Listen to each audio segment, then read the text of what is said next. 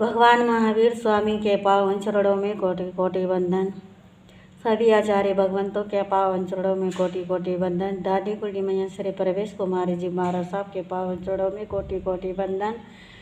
मेरे जीवन में अनंत अनंत उपकार करने वाले, मोक्ष मार्ग में लगाने वाले, धर्म का मार्ग दिखाने वाले, भगवान की पहचान कराने वाले, कर्म धर्म को बताने वाले, व्याख्यान वाचस्पति, बाल तपस्वी, बाल ब्रह्मचारिणी, नेपाल गौरव डॉक्टर पूजा ज्योति जी महाराज साहब के पावन चरणों में कोटि कोटि वंदन। संसार के अंदर जितने भी महापुरुष हैं उनको मेरा प्रणाम, वंदन, नमन, अभिनंदन। आदिनाथ भगवान ऋषभदेव जी, जिन्होंने 13 महीने तक लगातार तपस्या की, जिसे वर्षी तप भी कहते हैं, यह साधना है मोक्ष प्राप्ति के लिए। जैसे कोई विकलांग चल नहीं पाता, वह चलने के लिए तड़पता है और वॉकर के सहारे चलता है। उसके सहारे चल चल कर चलना सीख जाता है। एक दिन वो वॉकर को भी छोड़ देता है।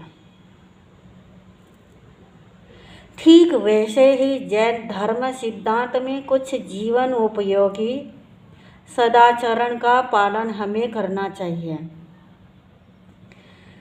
जैसे रात्रि भोजन का त्याग, रात्रि में जल नहीं पीना, सचित वस्तुओं का त्याग, जमी कंदों का त्याग, हरी घास पर नहीं चलना। शादी विवाह में भी जहाँ पर पार्कों में घास फूस जमा हुआ होता है या जमाया हुआ होता है, उस पर भी नहीं चलना। और जहाँ पर काई जमती है, निगोद बोलते हैं जिसे, उस पर भी नहीं चलना। जीवन में पग पग पर सावधानियाँ रखना। अभक्ष्य वस्तुओं का त्याग, 7 कुव्यसनों को अपने जीवन से दूर रखना, इत्यादि अनेक प्रकार के त्याग अपने जीवन में अपनाना। जिनको ये कठिन लगे वे सबसे छोटा तप को जीवन में धारण करें। जैसे नौकार्षी को, नौकार्षी सबसे आसान है करने के लिए। फिर भी समझ के लिए मैं आप लोगों के सामने नौकार्षी के बारे में बताना चाहूँगी। नौकार्षी यानी कि जैसे एक ही उदाहरण बताऊँ, 6:30 बजे सूर्य निकलता है, तो सूर्य निकलने के 48 मिनट तक का इंतज़ार करना, वो एक नौकार्षी होता है। इस तरह हर रोज़ इस नौकार्षी को कोई भी कर सकता है, कोई कठिन नहीं है।